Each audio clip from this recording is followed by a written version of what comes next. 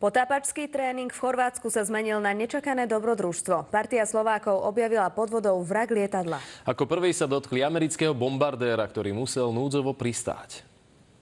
Tip dostali slovenskí potápači od rybára z ostrova Vis. Stalo sa to tam, kde ukazujem rukou. Ľudia z ostrova kričali, že do vody padlo lietadlo a potrebujeme loď na záchranu posádky. Lietadlo malo počas letu v roku 1944 poruchu, pristálo na vode a následne sa potopilo. To je tak, ako keď viete, že niekde v lese niečo sa nachádza, ale nemáte proste presnú lokalizáciu, že tam to je. Tak sme sa tam ponorili.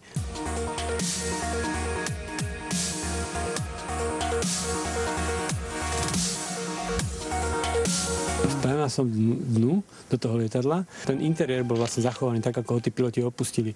Na stole bola proste radiostanica, príľby, gulomety, všetko tak, ako tí piloti to opustili. Počas druhej svetovej vojny ostrov Vis využívali spojenci ako núdzové letisko pre poškodené lietadlá vracajúce sa z boja. Potopený bombardér vtedy nazývali aj lietajúca pevnosť. Objaviť vrak pod vodou je vždy niečo neuveriteľné. Mňa tom fascinuje vždy ten príbeh, čo je v pozadí. Ešte pred Slovákmi sa údajne k vraku lietadla potopil istý Nemec. Nedostal sa však dostatočne blízko a vrak zachytil len z diaľky na nejasnej fotografii. Ktorý tam bol so vzduchom a v podstate neponoril sa až úplne k nemu, takže tá fotka bola taká nejaká rozmazaná, tmavá, niekde silueta v pozadí, preto z toho vlastne nebol žiadny výsledok. Oficiálnymi objaviteľmi vraku sa tak stali práve slovenskí potápači. Vlastne prečo sme boli prví? Keď sme prišli k tomu lietadlu, tak samozrejme, že zvedavosť nedala a chceli sme sa pozrieť dovnútra.